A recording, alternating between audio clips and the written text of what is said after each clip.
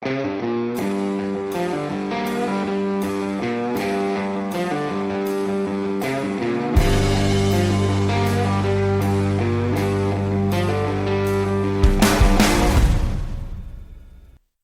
and welcome back to the Time to Calibrate podcast. This is our 10th episode. Where has the time gone? Hi, I'm Brent Robillard, editor of The Calibrated Wrist and Calibre 321 on Instagram. As always, I am joined by my esteemed colleagues, Bob Allaby from the YouTube channel Time to Go Travel and Timepieces, and Mark Levesque, writer at Worn and Wound. Today, we are joined by a very special guest and one who is particularly familiar to Mark, or should be. It is my pleasure to welcome Zach Weiss, co-founder of the online journal, Worn and Wound. Good morning to you all, gentlemen. Good morning. Morning, Brent. Good morning. Like all good watch podcasts, we like to begin with a wrist check. And as our guest, Zach, we'd love to have you kick things off. Sure. I have on Ming 3707 Monolith. Wonderful. How about you, Mark? We've got an article coming out, I believe today, a joint article with the contributors on Worn and Wound for watches that we own but don't wear. And I happen to be wearing it today, so it's my Timex Q. You'll have to read the article to find out why I don't wear it and how I got it. Okay, well, I have my plans set for next week, I guess. Bob, third time is the charm. What's up your sleeve today? I am wearing the Black Bay Pro today. It hasn't been getting the wrist time it's deserved lately, so had to put it on this morning. Wonderful. Well, on my wrist, I have the Longines Legend Diver 39 in anthracite. I have owned it for less than 72 hours now. So, gentlemen, welcome to my honeymoon. Zach, let's get started here. While there are some enthusiasts who come to the hobby of watch collecting later in life, it is equally true that many start the journey very early on, and I understand that you're one of those. Could you tell us a little bit about those early years and maybe at what point you stopped being someone who wore a watch and somebody who was into watches? Yeah. No, so I can't remember a time when I wasn't wearing a watch. I just grew up with watches always on my wrist. Not like crazy watches, Swatch, Flick Flacks, Casios, Timexes, and whatever. My dad was into watches, and he got me into watches at a young age. So that was just like a thing that we bonded on. And living in New York City, there were plenty of stores to go into. So that would be like I don't know how often we did it. Maybe once every few months or something. We'd go over to the big Tourneau store at 57th, which is now Berger, Kenjo, a bunch of other stores. We just like walk around and look at all this stuff. And Kenjo. Yeah. And Kenjo was awesome. I always forget they're still there. Sorry, Kenjo. But I think they might disappear for a little while. But they it was back then. I got to see like Alon Silverstein, some cool like independents when I was a kid. That like later in life, I've since been into. So I always wore a watch. I went to college for fine arts and kind of continued sort of being interested in aesthetic things, and that sort of pushed me into a potential career of industrial design. And I went and got a master's in industrial design. And when in my grad school program, I just kind of always had this thought in my back of my head that like I'd like to get into watches because it's just once again something I'd always enjoyed and had on my mind. And then like after grad school, I kept buying watches. We were talking like, I had like some cool Nixons and it was not Unimatic, it was the Uniform Wears back when they first came out. They were, I don't even know if they're around anymore. But those really like very minimalist design watches that sort of became like a trend. I guess around, 2010 or so. And then like Worn and Wound started spinning up, which came out of just conversations with business partner and friend from college, Blake Mallon, co-founder of Worn and Wound. He knew I was into watches. He was looking for watches and asked my advice. And that's sort of when we discovered the kind of gaps in the online community, at least as far as like, websites go, to really talk about watches that were more affordable. And, we didn't quite know about it yet, but it was kind of, we were starting to get the sense that there was this emerging, trend for what is now called micro brands. But back then it was just like, what are these funky little brands like, Helston and stuff like that, rocketed off like a year or two later. But yeah, so at that point, I think it's, I forgot how you phrased it, but at that point, I think it went from like this like interest in watches to this much greater thing where, I kind of went down the rabbit hole on everything. I mean, I started with a better precursory knowledge than maybe a lot of people do. I knew my mechanicals from my courses at the time, but I didn't really like have the obsession with the brands or a deep knowledge yet. But Yeah, so coincides a little bit more. Well, I was really more into the aesthetic. I designed a lot of watches on and computer programs and had really cool renderings. And now when I look back, I'm like, no, none of that is actually manufacturable. It's kind of fun. Sorry, Zach, you mentioned Kenjo before. Is that store still there? Is it something else, or? That's what I am not sure about. I feel a little bad because I'm fairly certain at one point, I'll just look this up, that they had either close enough. I mean, Pearson Beam, it's coming up online, is open. So, hey, Kenjo.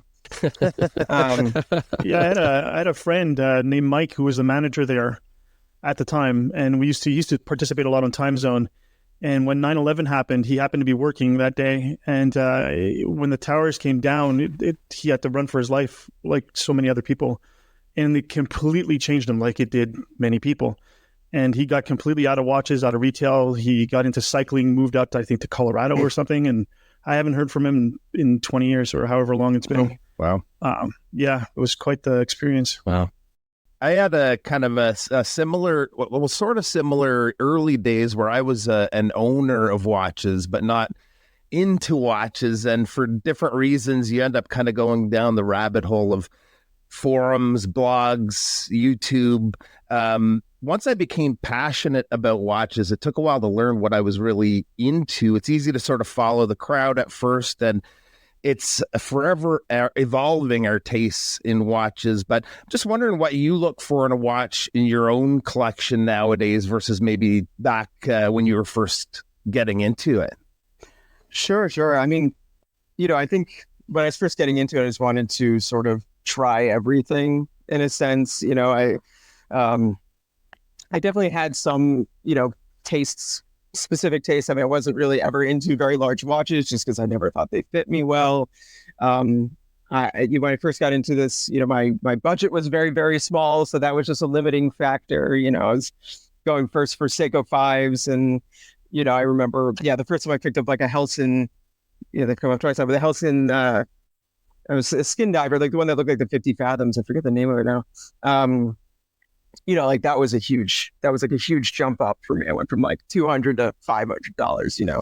And once you hit those ranges, you never come back down. But like, Oh yeah. So I just wanted to try everything. And, as kind of trends were emerging, following them a little bit to now I've like tried a lot of watches. I've sold a lot of watches. I've owned them. I have way too many as like part of just purchasing them and being part of this industry and, working in collabs and having it's just like I've amassed a few watches.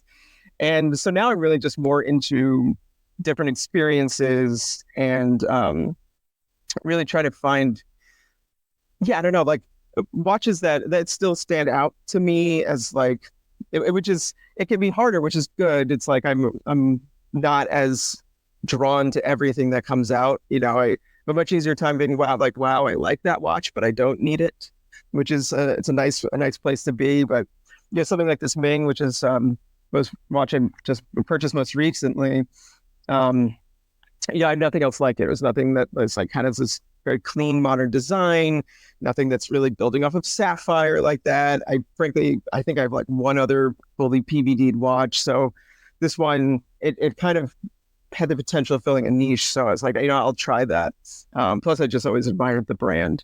I don't know if that really answers the question, but it's sort of like, it sort of changes day by day too. It's like, but yeah, it's unfortunately leading me more towards expensive watches. It's like things like, it's like I've had my fair share of at ETA 2824s and Sleet SW200s. Now I want to try different kinds of movements, and I mean, as you know, that just gets expensive fast. So, of course, yeah. So, Zach, you mentioned your graduate degree a little bit earlier, and the fact that you've worked as a designer, obviously. But as I understand it, right out of graduate school, you might have almost become a watch designer. Can you tell us a little bit about your MZ Berger experience? Wow, good research. So one of my first interviews after grad school was with MZ Berger. Yeah, you nailed it. Which is like a watch.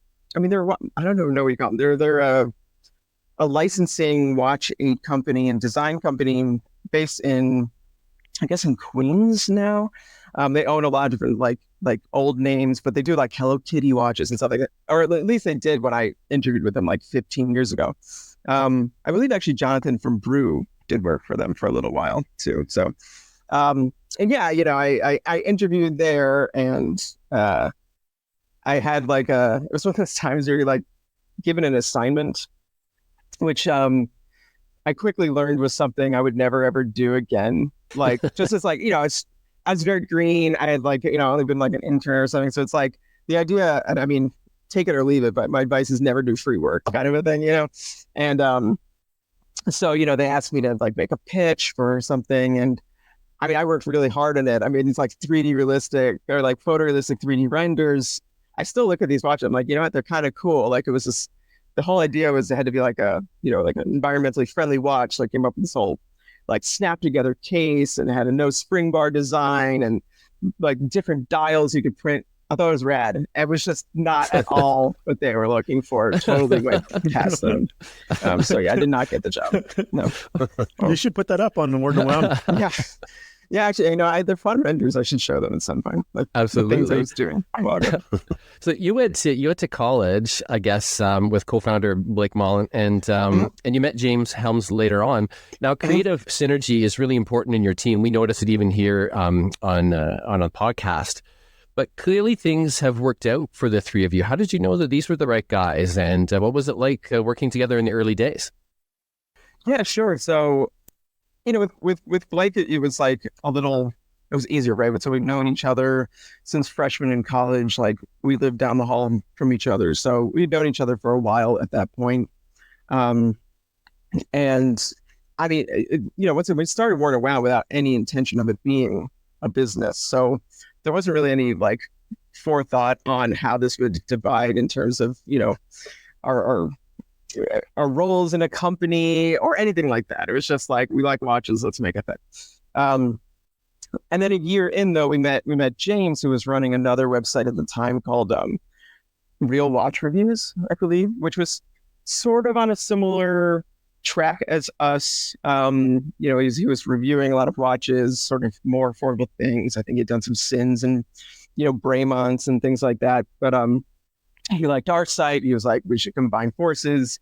We got into conversations with him, and that's when we started, we threw out the concepts of like building this as a business, and at that time getting into strap making. And it just sort of lined up. So his background was in like project management and product design on like an industrial level, but it's really like a manager type of person. I'm a designer. Blake was from actually the non-for-profit like grant writing world, but it's a super like organized, diligent person who knows his way around like a spreadsheet, and just kind of coalesced that we had like some different skill sets. But I mean, I will say like for a very long time, the business was so small, and it was really just like scraping by on little things that it didn't really get to this place where we really had three separate roles we had to play in the company. For quite some time. And so, yeah, I would say, I mean, this was not always smooth sailing. I'd say having partners is, it's an interesting process. I'd say absolutely necessary for where we have gotten, because like I said, we have these different, skill sets. So it has worked out because, Warner One does all these different things now. Obviously there's the blog, there's the shop, there's the events, there's marketing, so it's like, it's too scatterbrained for one person kind of a thing. So we all have our sort of specialties within it. But yeah, once the business really kind of like accelerated a bit, with when we launched the watches in the shop, that's sort of when like the business really kind of started to grow at a faster pace, and we had to become more professional about it, Well, you say you didn't start it as a business, and I understand that completely. But like most successful businessmen, you did notice a hole in the market, and then you proceeded to fill it. So in 2011, that hole that you saw was a lack of news coverage for affordable watches and what we call micro brands. While Warner Wound still covers those watches, you've obviously broadened your scope. Do you think that this is a logical progression in the watch journey for even an individual, or is it a response to the audience, the market, a bit of both? Yeah, I'd say it's a bit of both. I mean, I'd say it's mostly because of our own progression as in terms of both our interest and our our ability to collect in some ways, but yeah, as Warner Wound got like larger and more popular, we learned, doing the affordable thing was great. It gave us an in and it gave us a niche and like a perspective, and then it got in our way because suddenly and we still honestly hear this from brands, companies like, oh, you're the guys who write about affordable watches. And we're like, actually, we write about everything.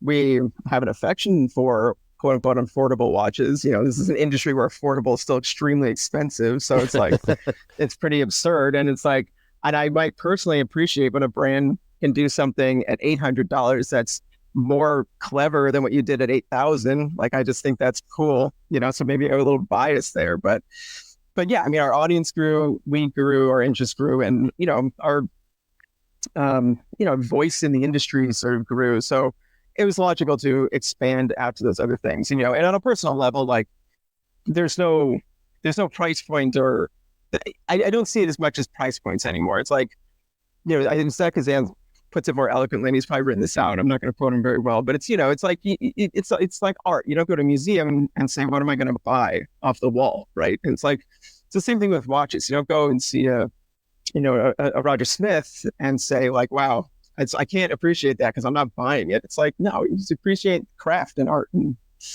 so it's nice that some of them you can buy though at the same time. So that's definitely a great perspective. Yeah, for sure. One of the things I think Worn and Wound did for myself and a lot of people, it was an eye opener back in my early days to those independent brands. Like, you guys would have introduced me to a brand like maybe Christopher Ward that I'd never heard of, that sort of thing. And you guys obviously get your hands on a ton of watches over there. But for this year, is there any standouts when it comes to independent brands or even mainstream brands for you as far as releases go? Oh, man. I know. Sorry. Yeah, gosh, that's tough just because I like have to like think about everything, and my memory is on, like, oh, it's great for all these things. God, what is there's the challenge is like a lot stands out sometimes. Yeah. It's like, and I'm really impressed by what brands are doing now. I actually just wrote an article. I don't think it's published yet, where it started with the joke of like, that we've gotten to a point where like there's like so many amazingly cool watches coming out between like $3,000 to $5,000 that are doing things that like we just didn't see brands doing before. That it's kind of like, oh, shame. It's like, sucks for me because now I can't choose, right? Like, once upon a time there'd be one really clever watch, and now there's several. And I named like, the Ming Minimalist, the Space One Tellurium in there. There's Belcanto. Yeah, Belcanto. Exactly. Like, this price range is amazing.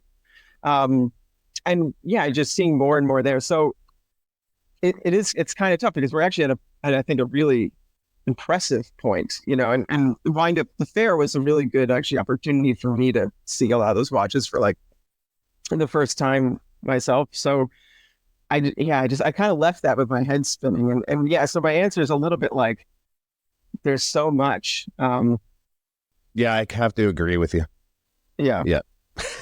I don't know. This week, the Serica just came out the other day. That was in the office. We were all like geeking out over it. So in terms of like a very recent things, the 1174 Parade, just in a brand trying to do something really different that I think was outside of not only their comfort zone, but the comfort zone of like a lot of collectors a few years ago. I think that's a very impressive, well executed piece. It's like, they took the assignment seriously. It wasn't like, oh, we need a dress watch, let's make a dress watch. Like, they obsessed over that thing. So cool. Yeah.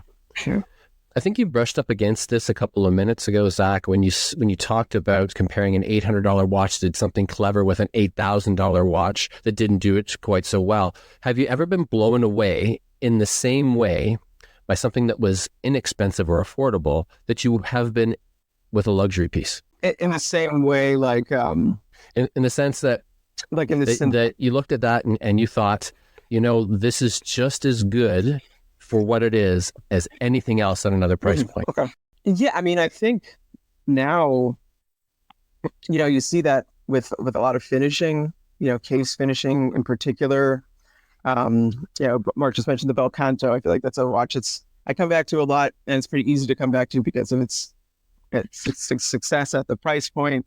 But the level of fit and finish on that watch, on the components on the dial, the case is very nice. I'd say it's not a very elaborate case, so it doesn't have that many facets and things like that, but it's beautifully finished. And just thinking I know what you see sometimes now on an $800 to $1,500 watch in terms of brushing and polishing, even if it's far more machine executed than a watch supposedly is at another price point, you can't tell the difference in hand anymore. And I don't know, if you're to hand them to somebody who maybe, I don't know, was if you're a little less maybe aware of how things worked in the industry, or once again supposedly worked in the industry, and you're tell me which of these costs more. I don't think they would have an easy time discerning between them anymore. Right. Yeah. So there's that stuff, but then I also just think the ingenuity now in movements, and recreating different components, making modules and things like that. I mean, I was just looking at that brand Adawak, their website yesterday. Absolutely. They're doing all these wandering hour modules, and obviously they're very Urwerk-esque, and they're not really hiding that, but it's they really demystified what this kind of module is with those turning components. And not to say that it's on the par with the mechanics of what Urwerk is doing. I think they kind of they do things at this really high level of complexity, but they're still achieving this very cool effect that seemed impossible, so to say, at $1,000 to maybe $2,000. Yeah, absolutely. I actually had some of those in hand earlier this year at Time to Watches in Geneva, and I was very impressed, frankly. Yeah. When you're a designer, and what's the first thing you really look for in a watch? Then is it the aesthetic, or as a watch nerd, is it what's under the hood? That's a challenging question because it's sort of maybe brand by brand there. Okay. And when it comes together, that's the ideal, right? But I don't think I would. I'd probably start on the outside initially. If I don't find a watch to be appealing aesthetically, I'm probably not going to get much further than that. At least in terms of my own purchasing habits. If a watch is though maybe kind of blah, but has a really cool movement, I think at least I would find there to be more of a story there. And and sometimes I'm not gonna name brands, but sometimes I feel we see that on on much higher end watches, even from the top side, they can be almost a little bland, and then you flip them over and they have crazy movements in them, and it's the fascination is sort of there.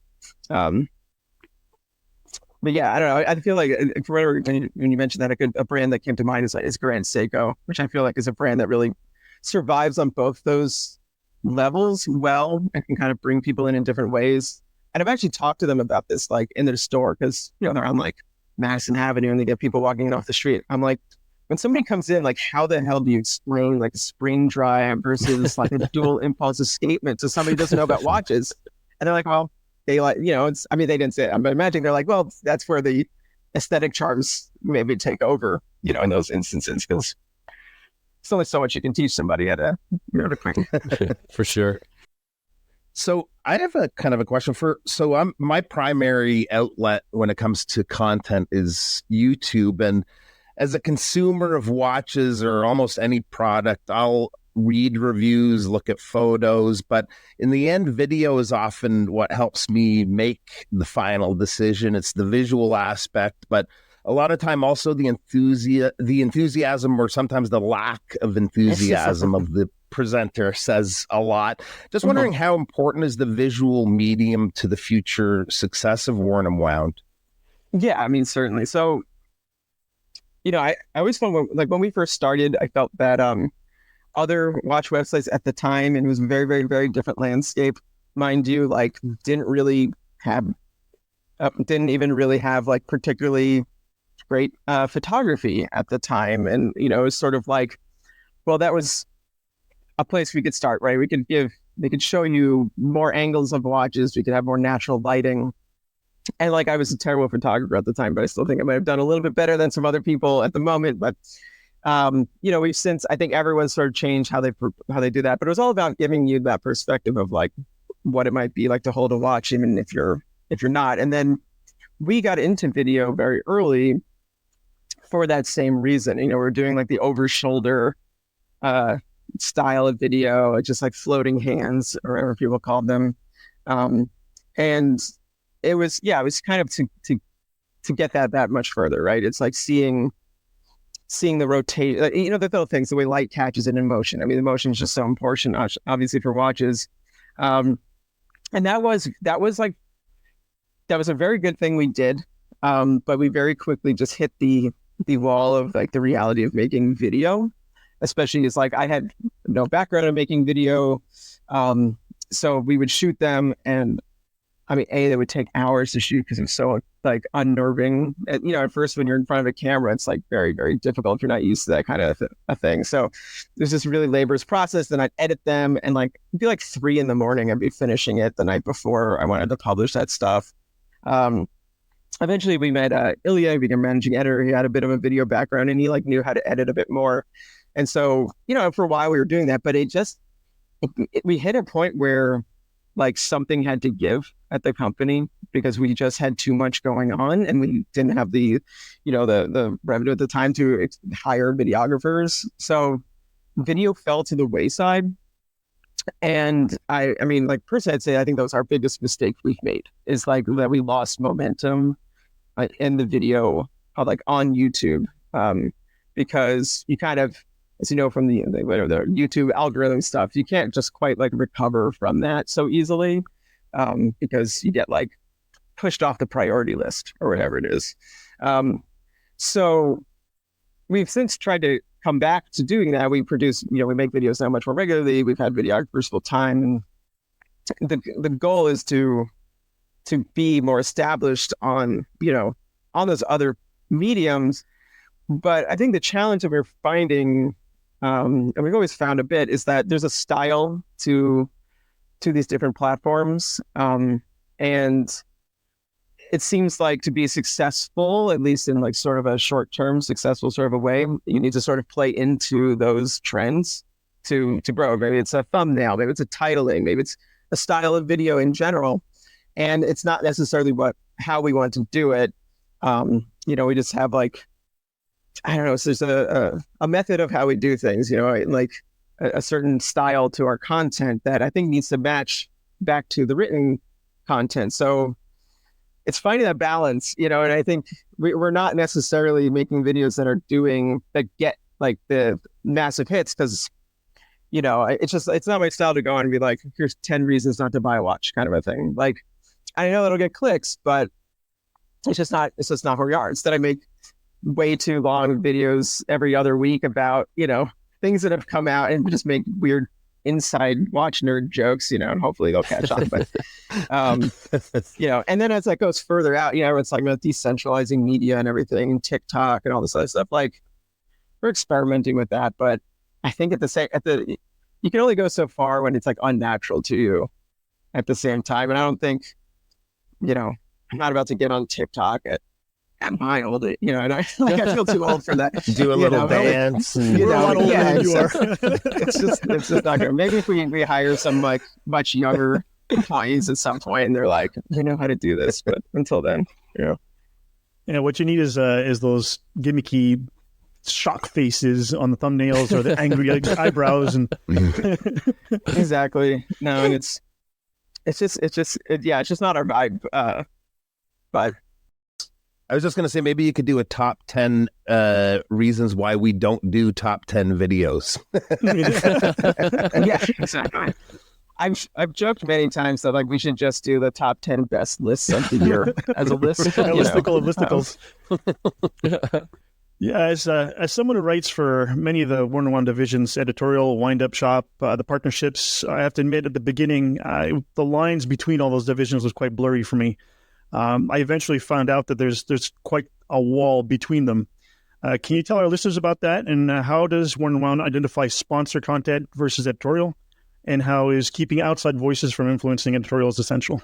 Yeah, certainly. So, that's it's always been an important part of kind of growing the business, is keeping these kind of walls between the different, sections. I mean, really editorial versus commercial, and it's something, we constantly hear from, the social media warriors who are trying to call out old watch media for being extremely corrupt, that there is no distinction between anything. But, I think that's a case-by-case situation. And I know a lot of people in the industry, I think they're more than above board, but it's always been just really important for us to be like, fuck down, these things are separate, right? Like, we don't have our managing editor go in and sell packages for sponsored content when we're meeting with people in Geneva. And we used to see that we'd go to meetings at Basel, and the editor would also be the salesperson for some companies, generally larger magazines, less, like enthusiast-focused things. It never felt right to us, and for obvious reasons, right? It's like there is that whole conceptual route, like the second you accept money, are you willing to talk badly about something, right? And it's like, I think that really comes down to integrity and, and then also like the style of your content in general. So it's, it's Warner Wound is not, saving lives. Like we write about watches and we ultimately like help inform people on purchases, and we give our opinions on them, and nobody's ever been told not to voice an opinion because we work with that person. And the other side of that is that we have worked with brands, and they'll be like, so like, why didn't they review that watch? And it's like, well, just because you work with us doesn't mean we're going to review your watch. Like that's the other side of it. It's like, you want to appeal to editorial, you want them to talk about your watch, email editorial. They'll, tell you what they want to do with your watch, if they want to do anything at all, And it's like, it makes it sound so contentious, but it's like, okay, it's like brand X that we talk about anyway is also somebody we work with. And it's not like that unnatural that these things would end up being like, oh, well, if, of course we'd like to write about X watch from that brand. It's just, we're not going to write about it because you asked us to, kind of a thing. And certainly you're not going to read it before we publish it. You're not going to get, you're not going to get to change anything, barring something, we've gotten emails or something that's factually incorrect or something. We might make like an edit there, kind of a thing. But even that's extremely rare from brands. But, and then, the commercial side of things too, that's the other obviously potential rub. We've never done a shop this post kind of a thing. So if we review a watch, or somebody, in our staff wants to review a watch that happens to be from a brand we sell, we don't say like, oh, by the way, you can go buy this at Wind Up Watch Shop. We link out to the brands, and that's it. We link to their company website. I just don't think that is the right way to do business, and I'm sure we're losing out on sales. And I know a lot of other companies have been quite successful in doing that. I mean, there's ones, I'm sure we could all name different ones, from YouTubers to, other publications that are literally, I didn't say it, that literally, they're just sending people back and forth. And I mean, I think it's weird because it's become a lot more accepted now. But when we were first doing this, like that was just like a hard, like, obviously we can't do it, like it was even we weren't sure how people would react to us selling anything. And then like that was years of conversation whether or not we'd ever sell watches. It's like we had our straps, but like, can we really sell a watch other than a collaboration? And it just, the reality was we needed to grow the business. So there was kind of like, beyond getting investment or whatever, that was sort of the only route to do it. And obviously then HomeDG actually beat us to the punch by several months. We were already working on it at that point. So they broke the ice on the industry, and it was how people reacted to them. And what do you know? People didn't really care. They like who you are. They want to buy watches from you because they trust you. But yeah, we just keep this wall up. And then in terms of anything that is presented commercially on the site. If it's from the shop, it always says wind up watch shop from it. Very often it takes you even out of our main site over to the shop's blog roll, just to really kind of put you into the environment for that, unless it's like a larger launch, like a limited edition, in which case we have this like, other sort of template for that. And then when we work with companies, I mean, it always says in partnership with at the top, if not, even more obvious ways. I've seen other ways. There's different rules, around the world. And I think in Europe, it's not as clean cut as it's supposed to be here. Not that anyone really is like monitoring this stuff or abiding by it, but like you're really supposed to, be very clear. Something has been sponsored here, whereas, in Europe, it seems more like you can just say like, well, I don't even know if you need to say anything. There's definitely times where you get a sense that like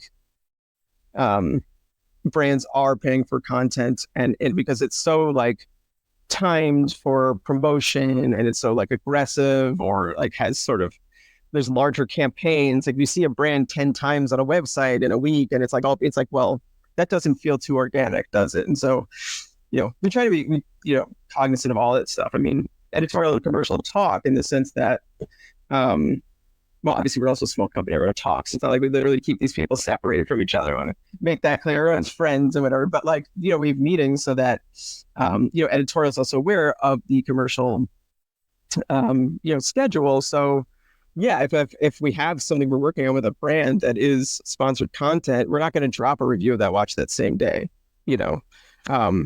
if that even happens to be lining up, but And just for the record, we write all the sponsored content. It isn't, we're not regurgitating a press release or they don't write it for us. This is all us writing all that. Yeah, no, we create the content. And yeah, I mean, I don't want to, speak for Kyle, but we also I think we work with the brands to create the right content for Horn and Wound too. So it's, it's commercial content, but it is tailored to our readers and to our own style and vibe. So I mean, I don't know if this is totally made up. If brand X came and we want to do like a series on like wedding, I don't know, jewelry, watches for, it's like, that's not really Horn and Wound's vibe, let's maybe think about something else we can do with you. Yeah, we did a thing with Rado for graduation last spring, I think it was, or at the end of spring. And it was in our voice using that theme, and it worked out really, really well. Yeah, no, exactly. I was going to ask this a couple of minutes from now, but I feel like it might be more relevant just given what we've come down to here. But you once said, I'm not interested in giving bad reviews. And I think I really share that same approach. Mm-hmm. Can you explain to the listeners what you mean by that or how that actually guides editorial in some respect? Yeah, so I think I can go back a little bit to my art and design education there, and that I went through school getting critiques, right? So you make a painting, your teacher will politely, impolitely, whatever, rip it apart, congratulate you. But it's a sort of, it's a process of constructive criticism that, depending on your professor, can be various levels of harsh, but it's never to belittle or to make themselves feel bigger or more, it's a little hard to articulate, but it's for the sake of the student. So in my mind, when we review a watch, if we absolutely hate it, there's no point in reviewing it, right? To me, the harshest review is that it's never going to show up anyway. I mean, and obviously there's tons of watches we can't get to them all, so it's not like any watches on the site is we don't like, but if we just, it's not right for us, it's not right for our audience, that's sort of that means it's not gonna go well, right? And if we don't have joy in writing about it, it also just sucks to write, right? Having to sit there and put together 2,000 words for something you just absolutely find tedious and boring is unpleasant. But so when we do find fault with a watch, or I find fault with a watch, I think it's about constructive criticism, and there's plenty of watches I love that I also will find points to get into, on those with. And it's, there's obviously a lot of taste that comes in there. Like, oh, the typeface is this, like, if it had been a little bit bolder, it kind of been more, readable. If, just, you can think of these things rather than like, that was a dumb choice, kind of a thing. So yeah. And I just don't know. Warner Wound is meant to be a positive experience. It's meant to bring you joy. And, obviously there's some like schadenfreude or whatever in seeing somebody get ripped apart, but it's ultimately like in the negative way, right? It's like, it's just not who we want to put forth, I couldn't agree more. You've done some wonderful collaborations with brands, and you've also even moved into the realm of exclusive launches. Can you tell us how those come about and when or how the fit is right for you guys? Yeah, I mean, so that actually, our very first collab was with Aviate. And I always forget the year that was, but it was a really long time. Like, I am fairly certain we had the first collab watch. I know it came out a little bit before Hodinkie's MB&F that they did. Obviously, that got a little bit more attention than our Aviate. So, but, in that case, it was... they approached us. So like, hey, we had this idea. What if we made something together? And we're like, oh, that'd be cool. And I was extraordinarily excited because I just want to design watches in the end of the day anyway. And so, yeah, I mean, that's sort of, we did it. It worked. We did it again. Then we started approaching brands that, we thought would be cool to work with. And, we're really lucky early on that like Jorg Schauer at Stova was like into doing that. Because I was like,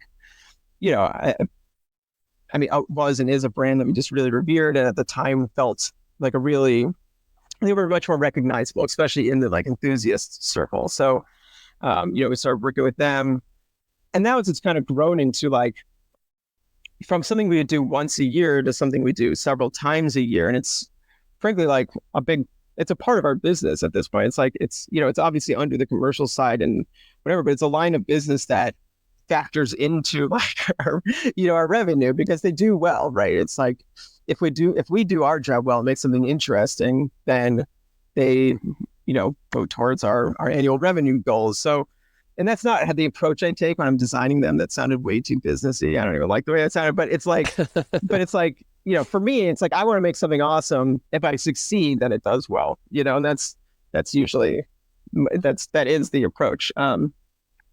But yeah, I mean, these days some are reoccurring. Like we have basically like a program, if you will, with Timex. It wasn't approached like that, but they said, oh, we'd love to do one with you a few years ago. We did our first one. It went well.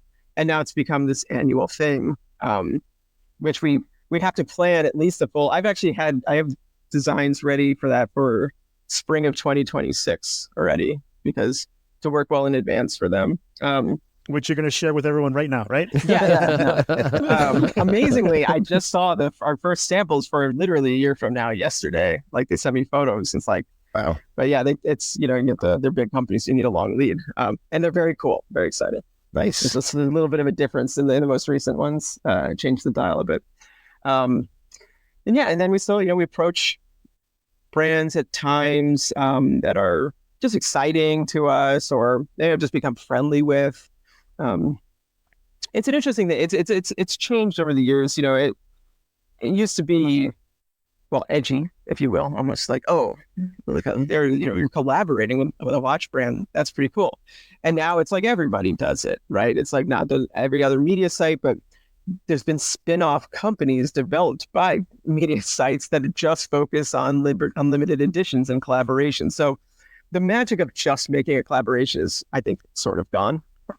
I think it really comes down to, the quality of the design, and if you still have to make something that's worth buying, right? It's not just enough for it to exist anymore, and the customers are speaking with their dollars at this point, right? Like limited editions don't just fly off the shelves because they're limited anymore. They sell if they're successful and people, enjoy them. It's probably most successful in the last couple of years, just in terms of straight sell through, was the Laurier we did a few months ago, the Astra. And that's a great example to me of a limited edition that went perfectly well. We had a lot of fun designing it. The samples were cool. it was like there was all positive, smooth sailing, and then we launched it and it sold well, kind of a thing. And it's like, it just felt right the whole time.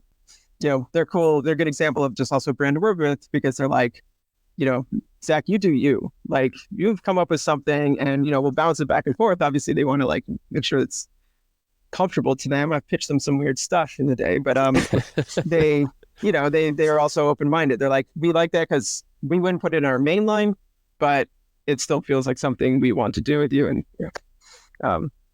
so Well, certainly these collaborations, they've been part of your success, but they're also a measure of your success. And with that success, you guys have had to grow a lot over the last decade. Can you describe the space where you're working now, and perhaps maybe what a typical day looks like in this space, if there is such a thing as a typical day? Yeah, so we have like a converted warehouse sort of office space in Brooklyn, in Gowanus, that it's like an old factory kind of a thing, and I think it's like 3,000-ish square feet. So it's mostly like a big open space that there's a caveat. We just changed a bunch of things that I'll add at the end, but it's a big open space that most of the employees have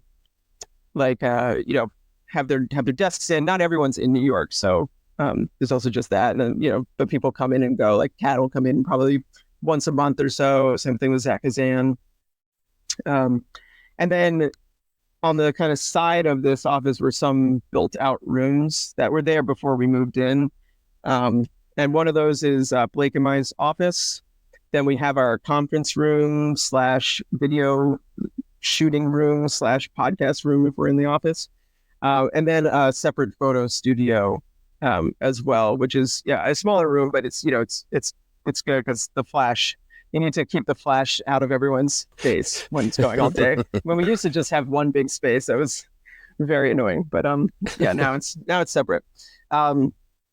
I go into the office 2 to 3 times a week. Usually, it kind of depends on what I need to do. I like to, if I need to really put like head down and work, I do prefer just to work from home on those days, because I can just really like literally shut the door. There's no one around me, and I can just work, kind of steadily. And when I'm writing in particular, I don't know, Mark, if you're like this, but it's like, I need to go for 2 or 3 hours straight. If I get interrupted every 45 minutes, like I just can't get a good flow going. So that's important to me. But yeah, when we're in the office though, it's a lot of, it's a mix of head down working and a lot of, chatting about things that are coming up. It's a really nice environment in there, actually. Everyone gets along super well. So it's like a nice, friendly team kind of a feeling. But so I was going to add though, that we actually just built out a showroom in our office. So this is like a project of the last month or so that this part like Mallet really helmed. So it's something we've talked about for a while. And we've had the ability to set up appointments via the shop website to like come in and look at something. We call them, we call them consultations before, and just people would come in, and they're always when people come in to look at a watch, they tend to buy it, or if not buy it that moment, they'll think about it. And we obviously, we're a store, we have a warehouse, we have all these products there. So we decided, it makes sense for us to put a showroom in our office. Plus, we like having events in our office, but because it's a working office space, you can't always just it's not the easiest thing to bring people into. There's a lot of stuff around. Some of it's literally embargoed. It's like you have to take a while to hide everything. So we have this new showroom, and it's going to be kind of officially opening beginning of September. Beginning of December.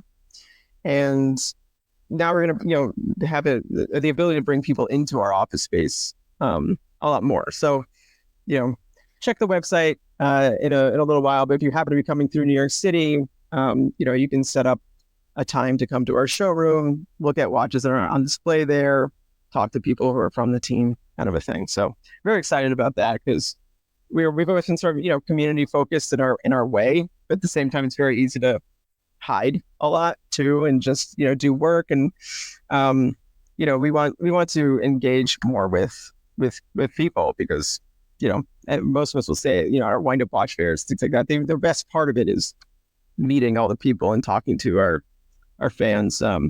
Bob, I think if you're a YouTuber, like just going by YouTube comments and things isn't necessarily the greatest way to get like a sampling of what your audience is like. Not.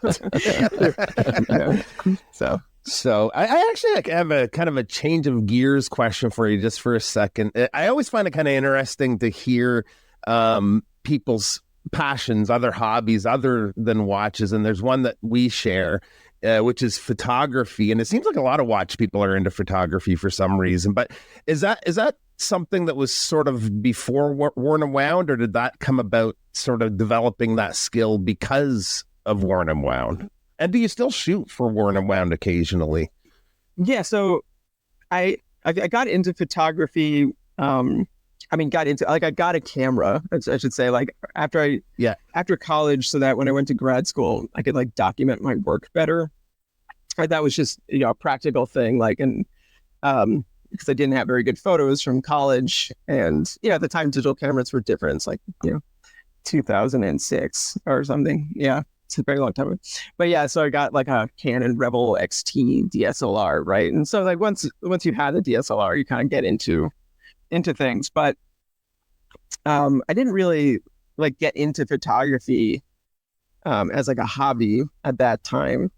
And then with Worn and Wound kicking up, like I got macro lens. I invested a little bit into more gear and started attempting to take better photographs without any like education in it at all. But that definitely grew my interest for a while. But then I'm trying to think, like the arc of this, I guess we got a photographer, plus we just had more people around who were doing photography. I started doing photography less for the site. And I kind of eventually stopped doing anything for like maybe a year or two.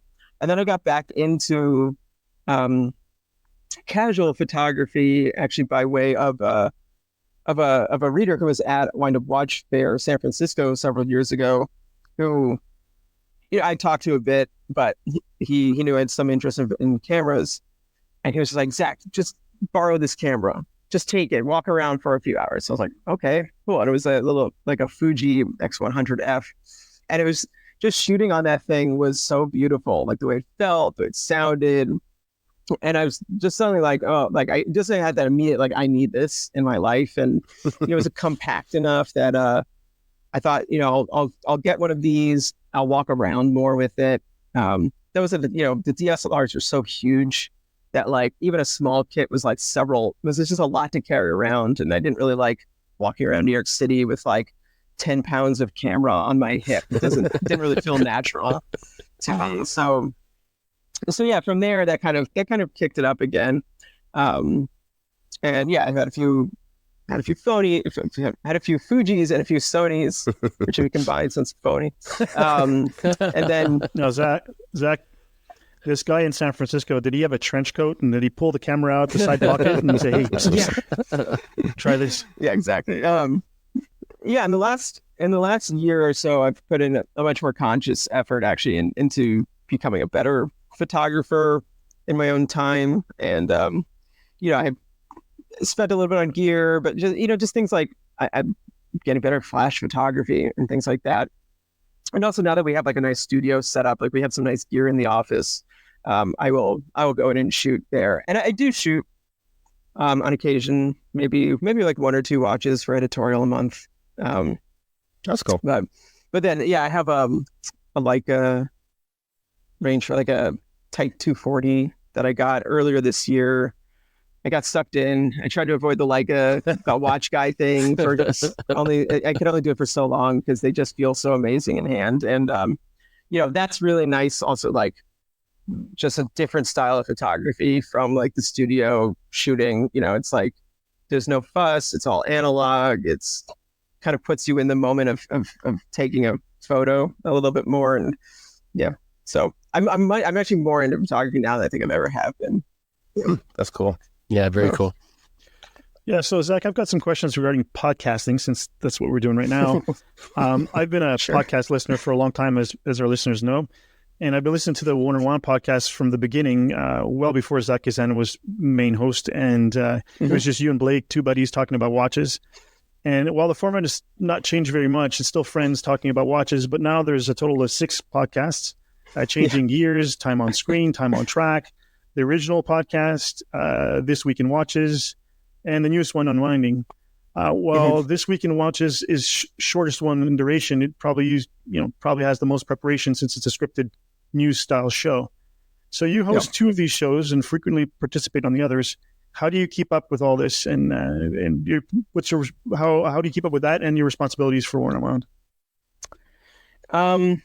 Yeah, I mean, so most of those podcasts, like the Warner Wound podcast, Changing Gears, Time on Track, Time on Screen, if I can remember them all. Those are all other people's problems at this point. Zach and Kat and Ricardo manage all of those. And, I just, at this point, they'll be like, hey, Zach, we're doing this topic this week. Do you want to jump on, kind of a thing? So I kind of participate as I can. The Week in Watches, it's funny. Like, to me, it's a YouTube video, and we had the idea of putting it on the podcast as well, because it was sort of this tight, news focused thing. It felt like an easy thing to listen to or an easy thing to kind of skip. Those are exhausting to write, I won't lie. And like, I always, every week, like even this week, I was like, I'm gonna make this one like shorter, like brief. I'm just gonna get through the topics. It'll be maybe a 10-minute video tops, like 3,500 word script later, and I'm like, it's like a 20+ minute long video because I got into like the GPHG awards and just all this stuff. And it just, so I'm my own worst enemy with these things because I just get into it. I would like to have more assistance on Awaken Watches at some point, eventually, maybe as we have more editorial team in the office. Because that one does occasionally, I'm like, yeah, I have this other work to do, but if I don't finish the script, it literally won't, I won't be able to shoot it, and then that screws everything up. But then the new podcast, Unwinding, that one we're still just sort of feeling out. That's a pretty loose preparation. Just had like general outlines for the first 2 of them. Honestly, we didn't know if that would even go over, but we had a really wonderful response from the first episode in particular. A lot of people reached out to say that they enjoyed it. Not just readers, but like industry people that we know. So it was really, nice to hear that.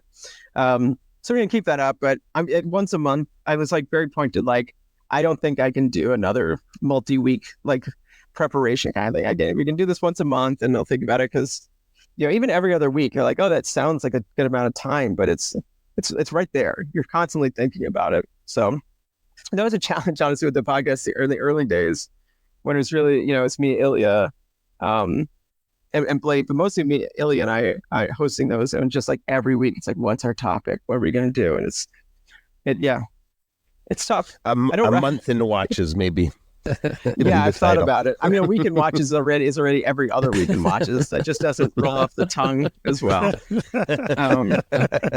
But a week whenever we feel like it.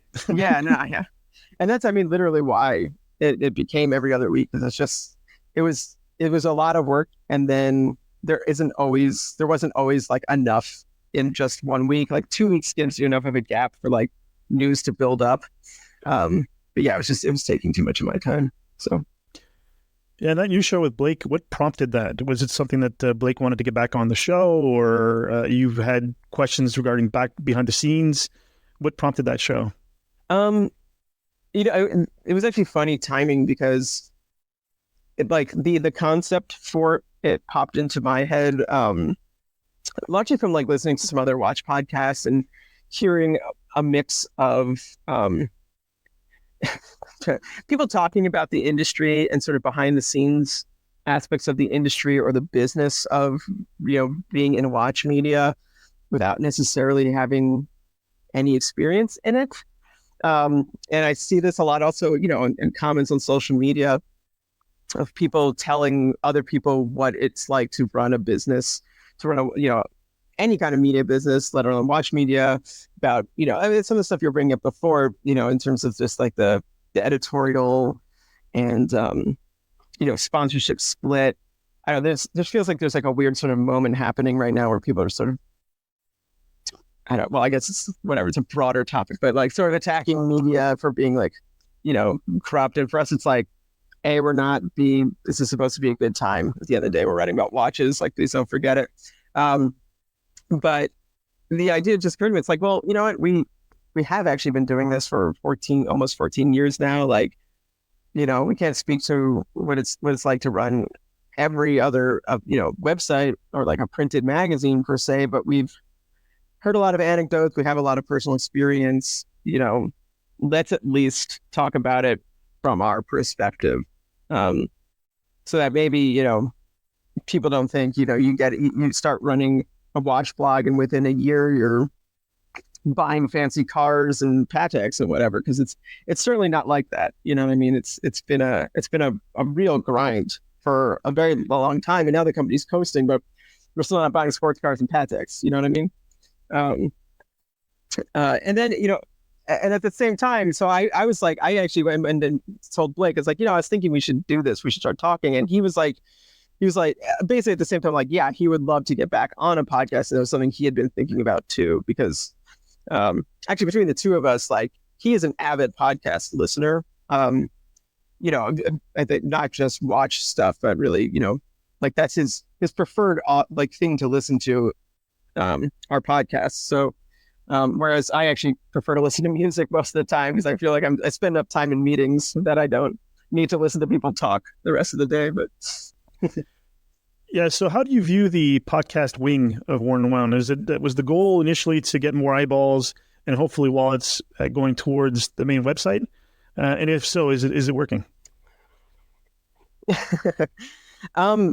Initially it was one of these things where we just felt like there weren't really any other watch podcasts. I mean, I think technically there were, but they didn't have quite traction at the moment. And once again, like Blake, as a avid podcast consumer, was like, we should do this.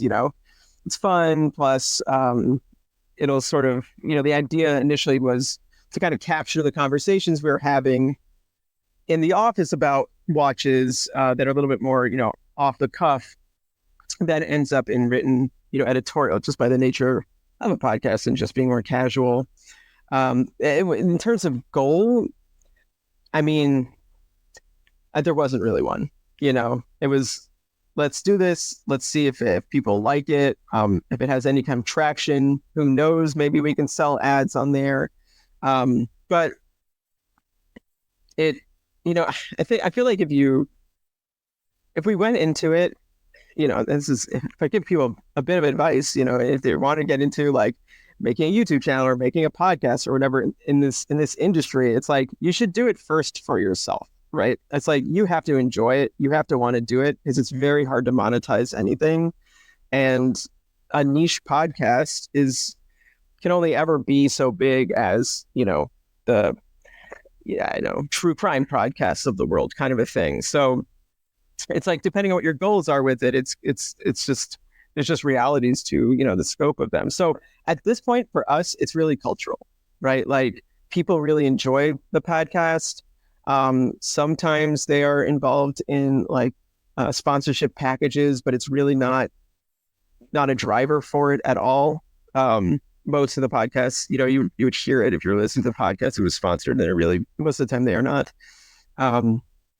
It's just part of our, our media offering, if you will. Yeah. And with so many shows now in your network, are you considering maybe producing other shows and hosting them on your network, like sort of what Earwolf does or Stitcher or something like that? Yeah, we've talked about it, but just sort of as a loose concept. It's not something we're like actively pursuing at the moment. But yeah, I mean, once we realize, we have enough shows to call it a network of some sort, that maybe there would be that opportunity out there. But it just hasn't really been something we focused on yet. Yeah, and as someone who's written a couple of these podcast ads that you talked about, it always startles me when you guys are talking and all of a sudden breaks into ad, and the words that start are mine. It kind of startles me every single time. And there was one in particular that I had written for Sternglass, where I had started the text itself when I sent it to Aaron. I did 4,404,800 minutes, 4,404,800 moments so dear. And I was trying to play off the rent joke, and you guys didn't go for it. But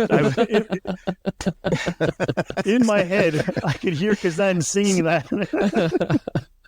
It would have been really funny. So basically, that's basically all I have here. We did. I was going to ask you guys, or ask you about advice for us. I mean, we asked Ricky from Scottish Watches for advice, and Jody as well.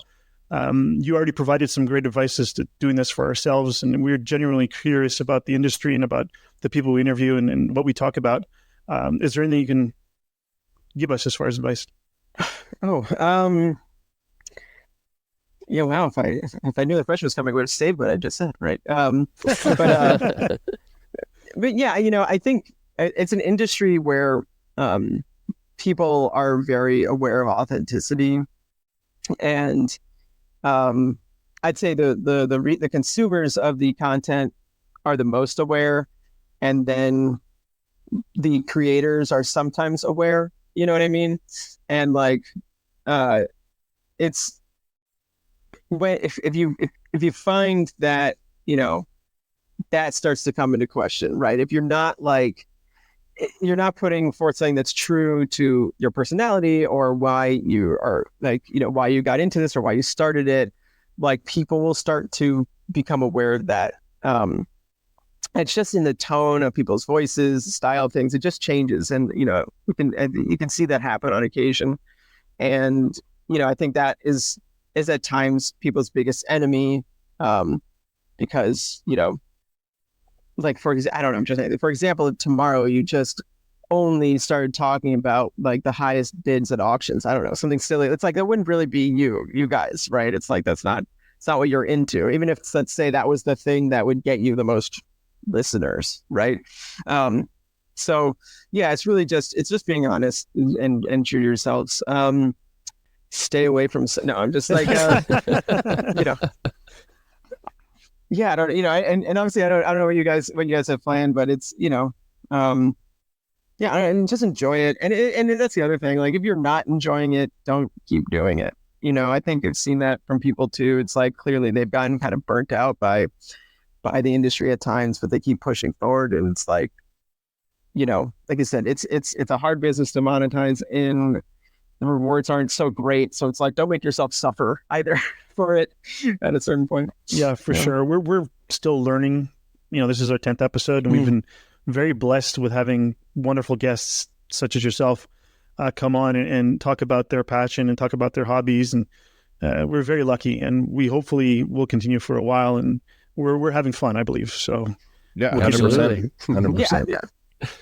Yeah. Zach, I think I can speak for all three of us when I say how much we were looking forward to this morning, and you really didn't disappoint. It's not easy to be in the hot seat for an hour plus, and we appreciate your candor here this morning, but you said it, we also appreciate your authenticity always. Thank you. So more than anything else, we really appreciate your time. So thanks for that. Yeah, thank you. It's been a lot of fun and good questions, by the way. I did not never know going into these. So yeah, no, very good questions. And yeah, it's been fun, guys. So yeah. Thanks so much. We really appreciate it. All right, you guys have a great weekend, everyone. You too. Thanks again, everybody. Bye now. Bye. Time to Calibrate is available anywhere you can listen to fine podcasts, so please do subscribe, like, and hit all those bells and whistles. It does make a difference. Until next time, thanks for listening.